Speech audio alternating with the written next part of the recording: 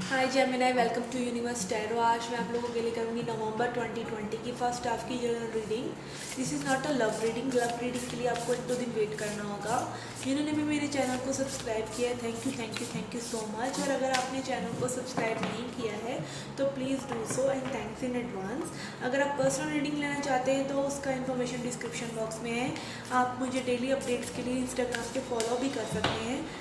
Okay guys, reading के end में I will pull angel answers for you. तो आप अपने मन में 2 क्वेश्चंस पूछ कर रखें, सोच कर रखें। एक येस और नो क्वेश्चंस और एक व्हेन क्वेश्चन। जिस भी सिचुएशन के बारे में आप पूछना चाहते हैं कि वो सिचुएशन कब होगी, तो एंजल के आंसर्स आपको मिल जाएंगे और एंड में आपको एक एंजल मैसेज भी मिलेगा। ओके, ये नवंबर 2020 जेमिनी के लिए, मिथुन राशि वालों के लिए क्या गाइडेंस है।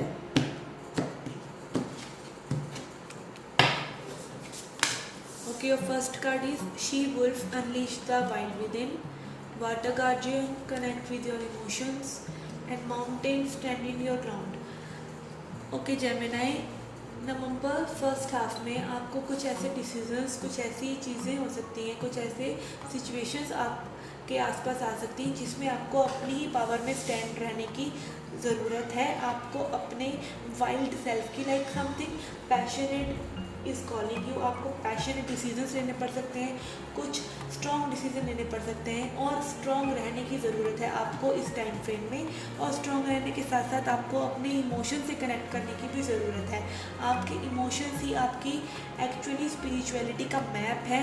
तो आपको अपने इमोशंस को चेकआउट करते रहना चाहिए कि आपके इमोशंस आपको किस तरफ लेके जा रहे हैं, आप कैसा फील कर रहे हैं, क्योंकि आपकी फीलिंग से ही आपके वाइब्रेशंस बनते हैं और वही आपको बताते हैं कि आप ज़िंदगी में कैसे आगे बढ़ेंगे, क्या चीज़ें आप मैनिफेस्ट करेंगे। अगर आप अच्छा फील कर रहे हैं तो आप अच्छी चीज़ें मैनिफेस्ट करेंगे। अगर आप एंगर में हैं, गिल्ट में हैं, शेम में हैं, तो ये जो फीलिंग्स हैं ये आपके लिए ऐसा ही बैड कर्मा वाली चीज़ें अट्रैक्ट करेंगी और आप इस कर्मा की विशियस साइकिल में फंस कर रह जाएंगे। तो आपको ज़रूरत है कि आप इमोशंस से कनेक्ट हों, जो चीज़ें आपको अच्छा फील कराती हैं वही चीज़ें आप करें और अपने डिसीजंस में, अपने ट्रुथ में, अपनी सच्चाई में जो आप चाहते हैं, जो डिसीजंस आप चाहते हैं अपनी लाइफ में, उनको स्ट्रांगली लें और अपने ग्राउंड में स्टैंड करें, लाइक अपने सच में खड़े रहें। Okay,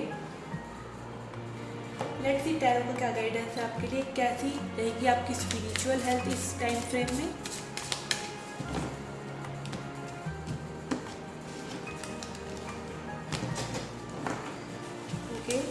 eight of swords, son of wands and wheel of fortune. तो स्पिरिचुअली भी आपकी चीज़ें काफ़ी आगे बढ़ रही हैं, बस आपको थोड़े से अपने कंफर्ट जोन से निकलकर एक्शन लेने की ज़रूरत है। अगर आप किन्हीं चीज़ों में फंसा महसूस कर रहे हैं तो वो चीज़ें आपको अपने पैशन से आउट करनी होंगी। लाइक आपका जो एक्शन ही डिसाइड करेगा कि आप उन चीज़ों से निकल पाएंगे कि नहीं, और आई थिंक आप निकल जाएंगे क्योंकि wheel of Fortune card is here. Okay, let's see how will be your finances, कैसे रहेंगे आपके फाइनेंसेस नवंबर 2020 फर्स्ट हाफ में।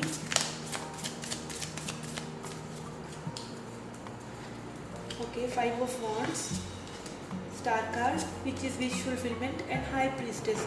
तो आप काफ़ी स्ट्रॉन्ग नज़र आ रहे हैं मुझे अपने फाइनेंशियल स्टेटस पर काम करते हुए, अपने फाइनेंशियल स्टेबिलिटी की तरफ बढ़ते हुए मुझे नज़र आ रहे हैं, वो भी बहुत ही विजडम के साथ। आपकी इंट्यूशन जो आपको करने को कह रही है, आप उसे फॉलो करते हुए नज़र आ रहे हैं। अगर आपके पास बहुत सारे ऑप्शन हैं तो आई वुड सजेस्ट कि आप एक ऑप्शन को पकड़कर उस पर काम करें।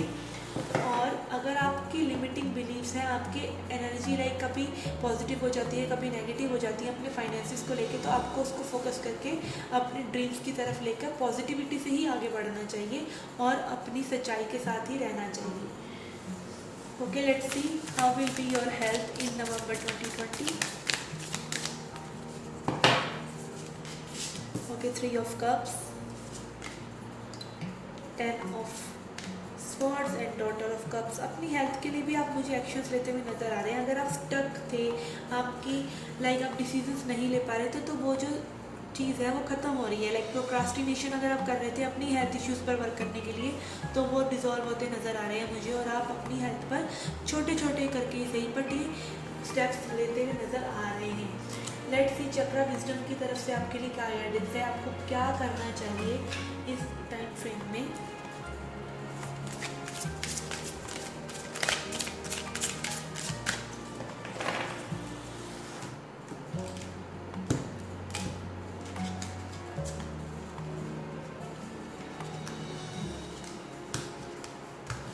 ओके,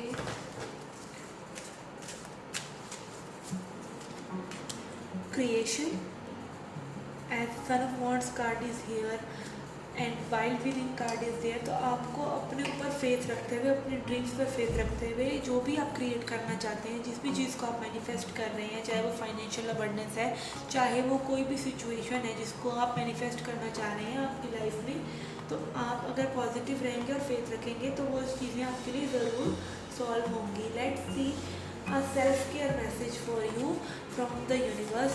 तो यूनिवर्स के लिए क्या मैसेज है, आपके हायर सेल्फ का क्या मैसेज है आपके लिए, कैसे आपको अपनी स्पिरिचुअल जर्नी में और अपनी सेल्फ केयर जर्नी में आगे बढ़ना चाहिए। ओके, तो आपके लिए मैसेज है compassion for all. Compassion is a beating heart of all spiritual practices. The peace you seek comes from within. Extend your compassion to all beings today, including yourself. Everyone benefits when you are kind. May all beings be happy and free. तो आपको सभी के लिए प्रेम भावना रखने की ज़रूरत है, प्यार दिखाने की ज़रूरत है, क्योंकि कंपैशन ही वो गेटवे है।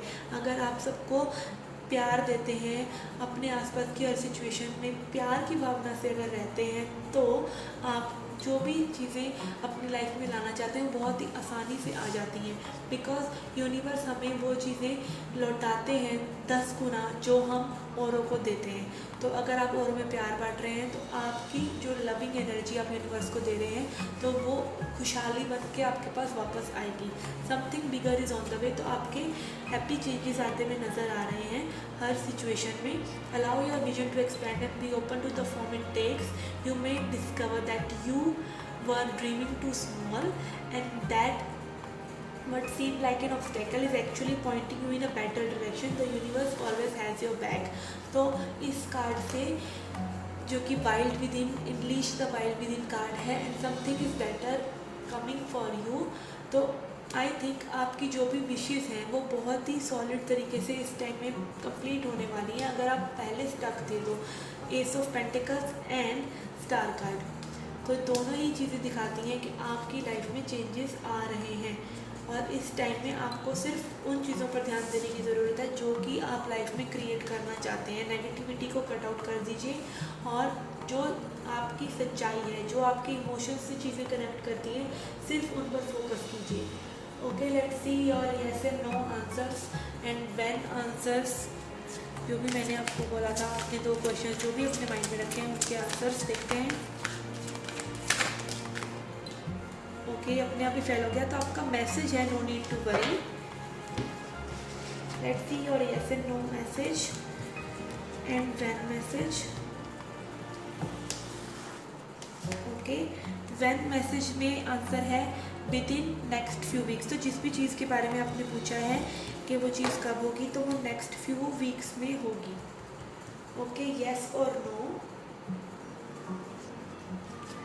तो आपका आंसर है चूज़ अ न्यू डायरेक्शन। तो जो भी आप येस और नो में आंसर ढूंढना चाह रहे हैं, तो एक्चुअली में येस और नो की बजाय आपको एक न्यू डायरेक्शन लेने की ज़रूरत है, क्योंकि येस और नो में आप उस चीज़ को बहुत ही रिस्ट्रिक्ट कर रहे हैं। तो हो सकता है उस चीज़ का कोई तीसरा पर्सपेक्टिव हो, कोई डिफरेंट पर्सपेक्टिव आपको उस चीज़ के बारे में अपनाने की ज़रूरत हो। ओके, जिस भी चीज़ को आप चाहते हैं, जिसके बारे में भी आपने सोचा है, वो नेक्स्ट फ्यू वीक्स में होगी। और येस और नो वाले क्वेश्चन के लिए आपको थोड़ा सा विचार करके एक नई दिशा तलाशने की ज़रूरत है। Okay guys, this was the reading for you. I hope you liked it. Please come back for more. Till then take care, love and light.